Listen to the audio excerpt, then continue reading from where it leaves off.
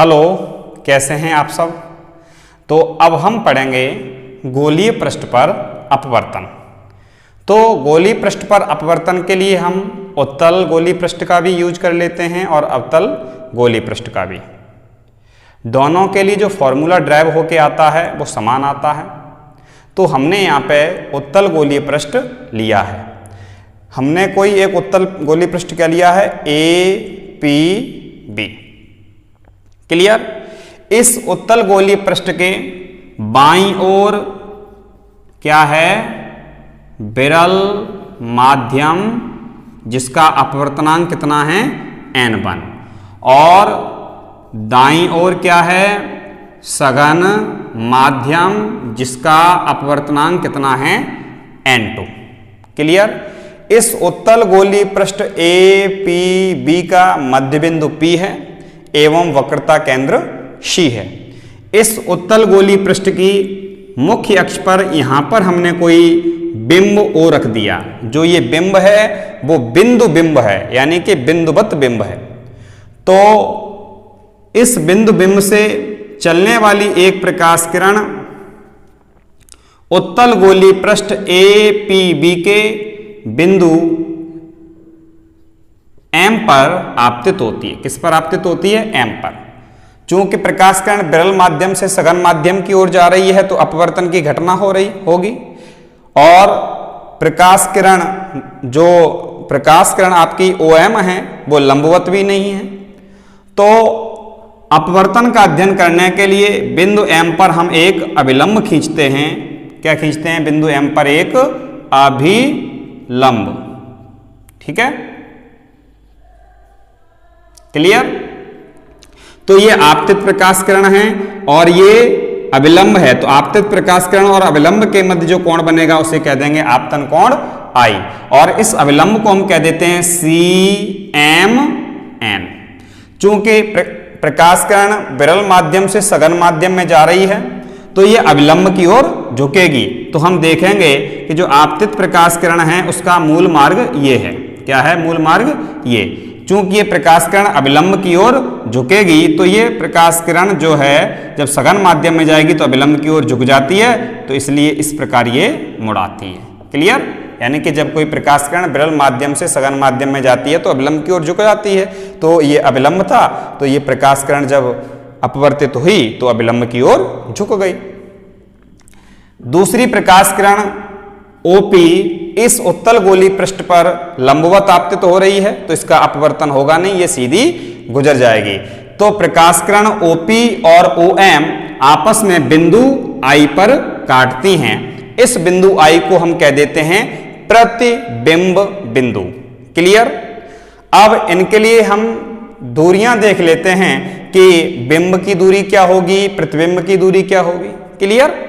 तो बिंब की दूरी सदैव नेगेटिव होती है और बिंब की दूरी को हम क्या मानते हैं, U। नेगेटिव क्यों होती है, क्योंकि आप देख रहे हैं आपतित प्रकाश किरण की दिशा इधर है और आप जो दूरी को माप रहे हैं वो P से O की ओर माप रहे हैं, यानी कि आपतित प्रकाश किरण की विपरीत दिशा में। और P से लेके C तक की दूरी आपकी कहलाएगी कैपिटल R। क्लियर। और P से लेके प्रतिबिंब तक की दूरी कहलाएगी प्रतिबिंब दूरी B। ये दोनों दूरियां पॉजिटिव आएंगी क्योंकि ये आपतित प्रकाश किरण की दिशा में मापी जा रही हैं, P से C और P से I। क्लियर। अब आप देखेंगे हम बिंदु M से मुख्य अक्ष पर एक अभिलंब डाल देते हैं MP डैश। क्या डाल देते हैं, अभिलंब MP डैश। यहां आपका M पॉइंट है, अभिलंब डाल दिया हमने, अभिलंब क्या डाल दिया, MP डैश, जिसकी ऊंचाई कितनी है, H। क्लियर।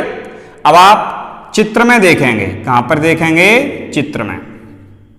जो आपका कोण OMN है वो क्या है, आपतन कोण है। ये वाला जो कोण है वो क्या है, आपतन कोण। तो आप क्या लिख देंगे, आपतन कोण OMN बराबर I।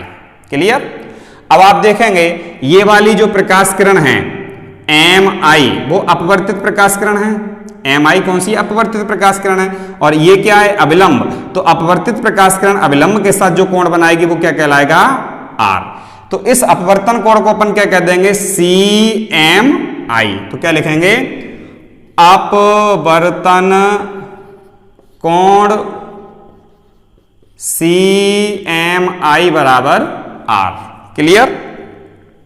अब हम मान के चलेंगे क्या कि जो ये वाला कोण है वो क्या है अल्फा। क्लियर।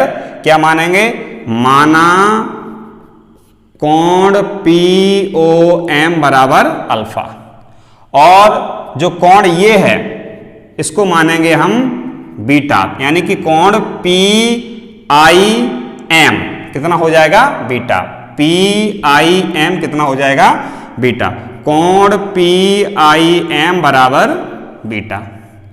और इस कोण को हम मान लेंगे गामा, यानी कि कोण पी सी एम, कौन सा वाला पी सी एम कितना है गामा, कोण पी सी एम बराबर गामा। क्लियर। आगे आप देखेंगे त्रिभुज ओ एम सी में, कौन सा वाला त्रिभुज देख रहे हैं आप ओ एम सी में। तो इस त्रिभुज में जब आप देख रहे हैं ओ एम सी में, तो जो ये बन रहा है वो ये क्या है त्रिभुज ओ एम सी का ये क्या हो जाएगा बहिष्कोण। और बहिष्कोण क्या होता है त्रिभुज के दो सुदूर अंतःकोणों के योग के बराबर होता है, यानी कि जो ये बहिष्कोण आई है वो कोण अल्फा और गामा के योग के क्या होगा बराबर होगा। ठीक है। तो आप क्या लिखेंगे त्रिभुज ओ एम सी में, ओ एम सी में आई बराबर क्या हो जाएगा अल्फा प्लस गामा, यानी कि बहिष्कोण दूर वाले कोणों के योग के बराबर हो जाएगा। क्लियर। आगे हम देखेंगे इसको इक्वेशन 1 बना लेते हैं। क्लियर। अब हम देखेंगे त्रिभुज सी एम आई में, इस त्रिभुज में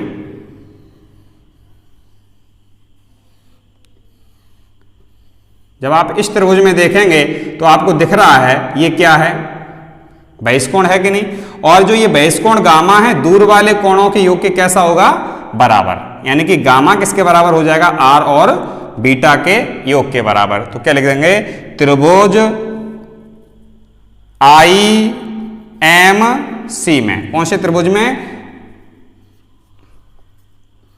आई एम सी में गामा बराबर आर प्लस बीटा क्या हो जाएगा गामा बराबर आर प्लस बीटा, सुदूर दो अंतःकोणों के योग के बराबर। अब देखो यहां से समीकरण 1 में आपने आई की वैल्यू निकाली, यानी कि आपतन कोण आई निकाल लिया, और यहां से आप क्या निकालेंगे अपवर्तन कोण आर। तो आर का मान निकालने के लिए अपन क्या करेंगे इसको सॉल्व करेंगे, सॉल्व करने के बाद आएगा आर बराबर गामा माइनस बीटा। क्लियर। कैसे, आपको आर की वैल्यू चाहिए थी तो बीटा को आपने इस ओर ट्रांसफर कर दिया, तो बीटा को जब आपने पक्षांतर किया तो बीटा का हो गया नेगेटिव का, समीकरण कितना हो जाएगा 2। क्लियर। आगे हम लगा देंगे स्नेल का नियम। ठीक है, किसका नियम लगा देंगे स्नेल का नियम, और जो स्नेल का नियम होता है वो क्या होता है sine i upon sine r बराबर n/1। इसको अपन और कैसे लिख सकते हैं, इसे हम लिख सकते हैं sine i upon sine r बराबर n2/n1। क्लियर। अब हम ये मान लें कि यदि कोण आई व कोण आर छोटे हों, कैसे हों छोटे हों तब, तो हमने आपको बताया था कि यदि थीटा छोटा हो, थीटा कैसा हो छोटा हो, तब साइन थीटा किसके बराबर होता है थीटा के, कॉस थीटा किसके बराबर होता है 1 के, टेन थीटा किसके बराबर होता है थीटा के। तो आपने कोण आई व आर छोटे मान लिए हैं, तो इस स्थिति में क्या होगा साइन आई बराबर आई और साइन आर बराबर आर। जब ऐसा होगा तो आप क्या लिख सकते हैं आई अपॉन आर बराबर n2/n1। क्लियर।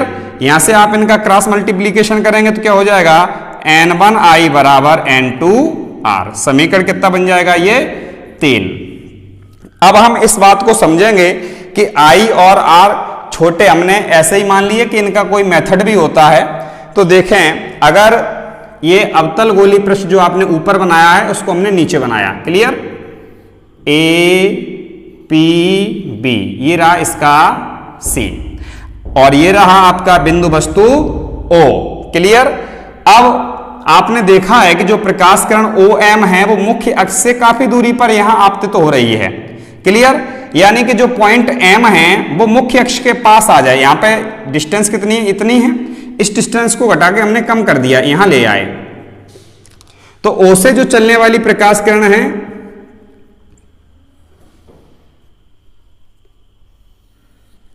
वो इस प्रकार जाएगी और यहां आपका अविलंब होगा। तो ये जो आपतन कोण आई है वो कैसा हो जाएगा, कम होगा कि नहीं होगा, क्लियर।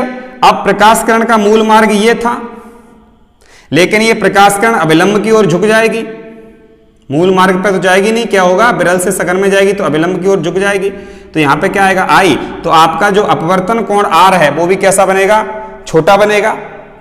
साथ ही साथ क्या होगा, ये अल्फा भी आपका छोटा हो जाएगा, ये गामा भी आपका छोटा हो जाएगा और ये बीटा भी आपका छोटा हो जाएगा। तो इन सब बातों का अभी हमें यूज करना है। एक बात तो आपने यूज कर ली, क्या, यदि कोण I व R छोटे हों तब I व R कब छोटे होंगे, जो ये बिंदु M है वो मुख्य अक्ष के कैसा आ जाए, पास आ जाए, क्लियर। तो अब आप क्या करेंगे, आप यहां तक आ गए समीकरण 3 तक। समीकरण 3 में आपने देखा क्या बना, n1i बराबर n2r। समीकरण 1 और 2 में आपने I व R के मान निकाले हुए हैं। तो आप क्या लिखेंगे, समीकरण 1 व समीकरण 2 से, ठीक है, कहां से, समीकरण 1 व समीकरण 2 से, क्लियर। तो n1 की जगह आपने n1 लिख दिया, यहां I की वैल्यू देखो कितनी है, अल्फा प्लस गामा। तो I की जगह अपन क्या लिख देंगे, अल्फा प्लस गामा बराबर n2 की जगह क्या हो जाएगा, n2 और R की जगह अपन क्या लिखेंगे समीकरण 2 से, गामा माइनस बीटा। क्या लिखेंगे, गामा माइनस बीटा, क्लियर।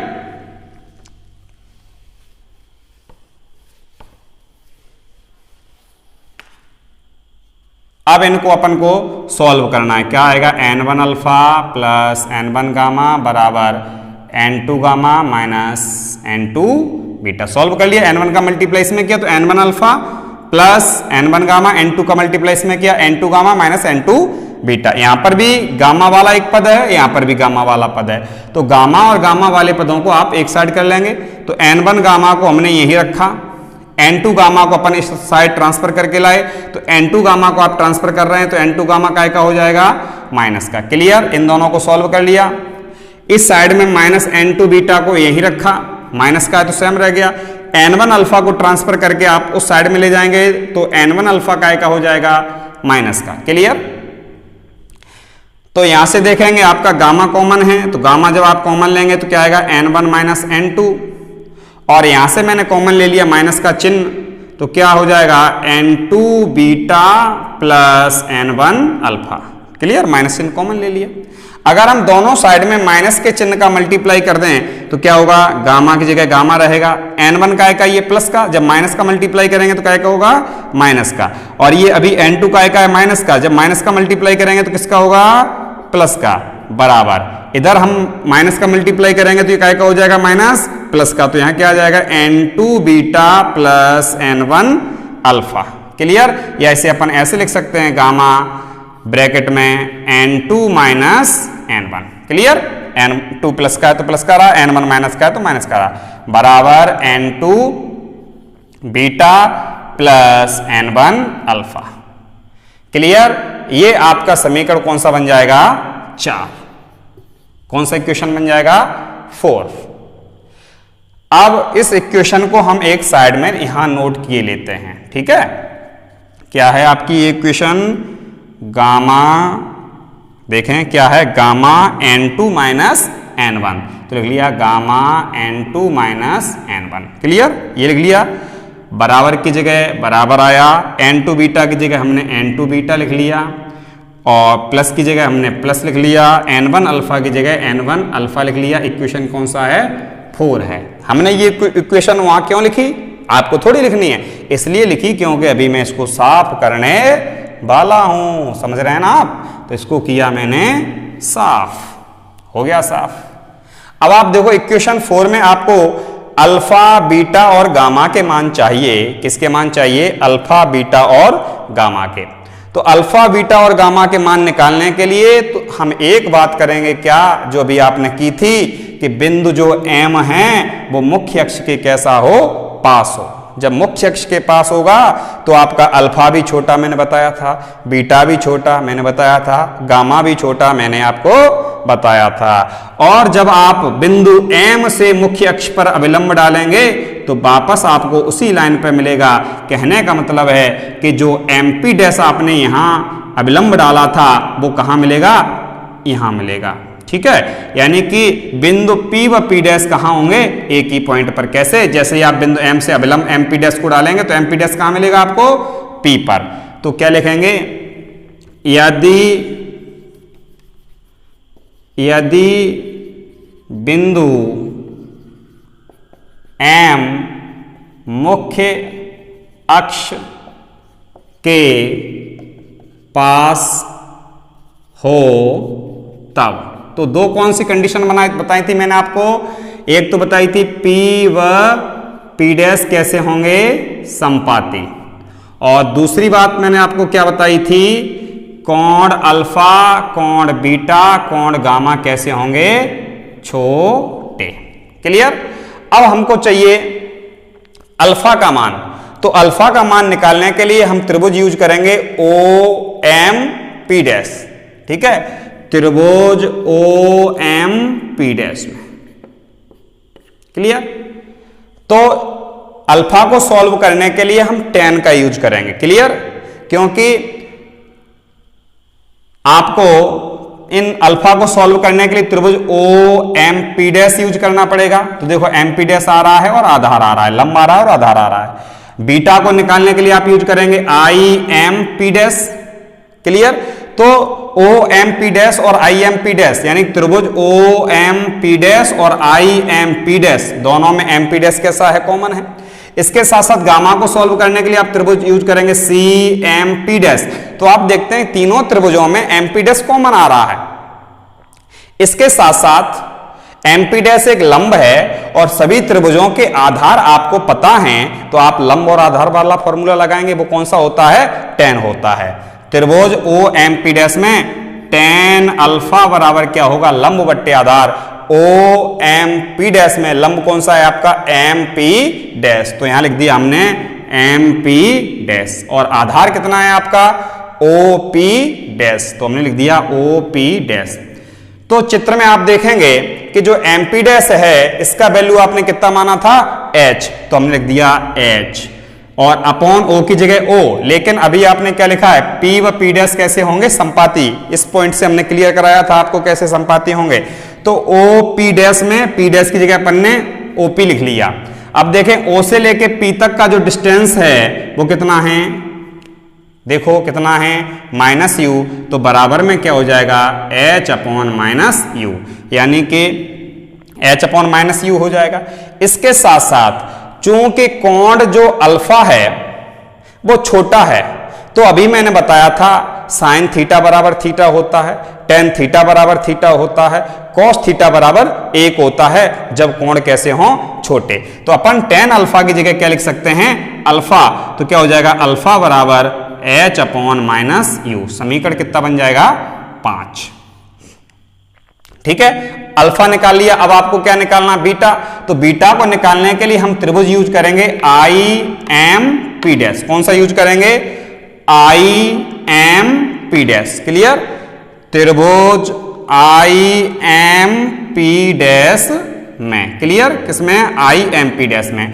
जब आप IMP डैश का यूज करेंगे तो वही तरीका है सेम, tan बीटा बराबर, ठीक है, tan में लेंगे तो क्या होगा? लंब बट्टे आधार। तो त्रिभुज IMP डैश में देखो लंब कौन है? MP dash. आधार क्या है? P dash I। तो क्या हो जाएगा? M P dash upon P dash और आई। आपने देखा था एम पी डैश का वैल्यू क्या है, एच, और पी व पी डैश कैसे हैं, संपाती, तो पी डैश की जगह अपन क्या लिख देंगे, पी आई। और आप देखें पी से लेके आई तक का जो डिस्टेंस है वो क्या है, v है। पी से लेके आई तक का जो डिस्टेंस है वो क्या है, v है। तो बराबर क्या हो जाएगा, h अपॉन b। तो उसी प्रकार जैसे आपने tan अल्फा को अल्फा लिखा, उसी प्रकार tan बीटा को आप क्या लिख देंगे, बीटा। तो बीटा बराबर क्या हो जाएगा, h upon b, equation number 6। Clear. अब आपको किसका मान चाहिए, गामा का। तो गामा की वैल्यू निकालने के लिए हम त्रिभुज यूज करेंगे सी एम पी डैश। कौन सा यूज करेंगे, सी एम पी डैश। कौन सा, सी एम पी डैश। क्या लिखेंगे, त्रिभुज सी एम पी डैश में क्या लिख देंगे आप, त्रिभुज सी एम पी डैश में tan गामा बराबर tan गामा बराबर, तो सी एम पी डैश में लंब कौन है, एम पी डैश है। तो एम पी डैश की जगह, लंब की जगह आपने क्या लिख दिया, एम पी डैश, क्योंकि tan बराबर क्या होता है, लंब बटे आधार। तो त्रिभुज सी एम पी डैश में एम पी डैश क्या है, लंब है, और आधार कितना है, P dash C. Clear. M P dash को आप क्या लिख सकते हैं, एच लिख दिया क्योंकि एम पी डैश की वैल्यू एच है। पी डैश सी को आप क्या लिख सकते हैं, पी सी, क्योंकि पी व पी डैश कैसे हैं, संपाती हैं। इसके साथ साथ जो आपने देखा पी से लेके जो सी तक का डिस्टेंस है वो किसके बराबर है, आर के। तो बराबर क्या हो जाएगा, एच अपॉन आर। चूंकि अल्फा बीटा गामा छोटे हैं तो आप tan अल्फा को अल्फा लिख सकते हैं, tan बीटा को बीटा लिख सकते हैं, और tan गामा को गामा लिख सकते हैं। तो क्या हो जाएगा, tan गामा की जगह गामा बराबर h अपॉन आर, समीकरण नंबर 7। क्लियर। कितने बन गए, समीकरण 4, 5, 6 और 7। तो आपको अल्फा का मान भी मिल गया, बीटा का मान भी मिल गया, और गामा का मान भी मिल गया। तो ये तीनों मान आप समीकरण 4 में रखेंगे। क्लियर। जब समीकरण 4 में आप रखेंगे तो देखो सबसे पहले समीकरण 4 में क्या आ रहा है, गामा आ रहा है। क्या आ रहा है, गामा। तो गामा की जगह अपन क्या लिखेंगे, देखो h अपॉन आर। तो यहां लिखा हमने h अपॉन आर, ब्रैकेट में क्या रह जाएगा, n2 माइनस n1। क्लियर। बराबर, यहां पे देखो क्या आ रहा है, n2, तो n2 की जगह हमने लिख दिया n2। आगे देखो क्या है, बीटा। तो आप बीटा की वैल्यू कहां से देखेंगे, समीकरण 6 से। समीकरण 6 में देखो बीटा की वैल्यू कितनी है, h अपॉन b। तो हमने लिख दिया h upon b। Clear. n2 की जगह n2 लिख दिया, बीटा की जगह बीटा लिख दिया, प्लस की जगह प्लस का चिन्ह, आगे क्या आ रहा है, n1, तो यहां लिख दिया हमने n1। अब आपको किसकी वैल्यू चाहिए, अल्फा की।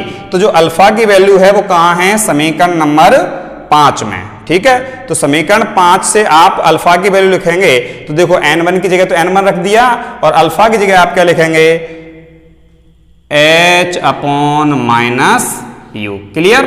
कोई समस्या आपको इसमें।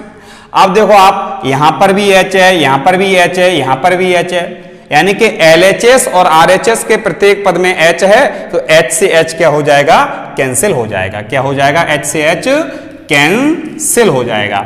ठीक है। तो यहां से क्या आएगा, n2 minus n1 upon r, क्योंकि इस h से ये h और ये h कैंसिल हो गया। क्लियर।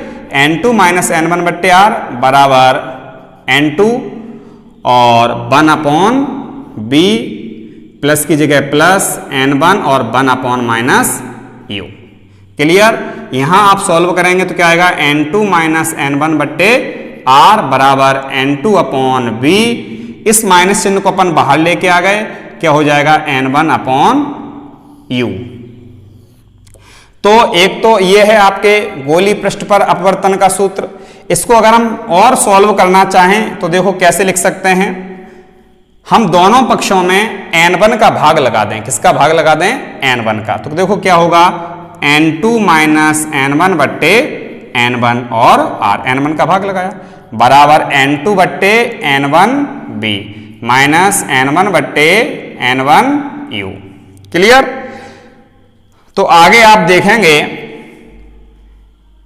इसको, जो ये n2 माइनस n1 में है, n1 जो n2 माइनस n1 आपके हैं, इनमें n1r का अलग अलग भाग लगा देते हैं तो देखो क्या होगा, n2 upon n1r। Clear? Minus की जगह माइनस, n1 की जगह n1 और n1r का भाग लगेगा तो n1r बराबर। क्लियर? n2 बट्टे n1 और इसको हम अलग करके इस प्रकार लिख सकते हैं 1 upon b, n2 upon n1 और 1 अपॉन b इस प्रकार लिख सकते हैं। माइनस n1 से आपका n1 कैंसिल हो जाएगा, क्या हो जाएगा 1 अपॉन u। क्लियर? तो आप जानते हैं क्या n2 बट्टे n1 किसके बराबर होता है? क्या n2 बट्टे n1 किसके बराबर होता है? n2 बन के बताया ना आपको। तो n2 बट्टे n1 की जगह अपन क्या लिख सकते हैं, n2 बन। क्लियर? बट्टे में क्या आ जाएगा r, n2 बन, n2 upon n1, n2 upon n1 की जगह अपन ने क्या लिख दिया, n2 बन और r की जगह r रहा। इस n1 से ये n1 कैंसिल हो जाएगा, माइनस 1 अपॉन